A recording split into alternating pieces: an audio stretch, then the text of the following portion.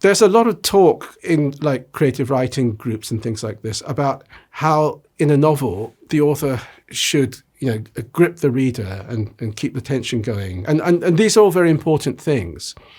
But how do you write a story that keeps haunting the reader after the reader has finished reading the book? Not just for a few hours, but maybe for weeks or months, or maybe ideally for years. This has become more and more important for me. I've never quite figured out what it is when I'm the receiver, when I read a book or watch a film, and it stays with me and I can't get it out of my head.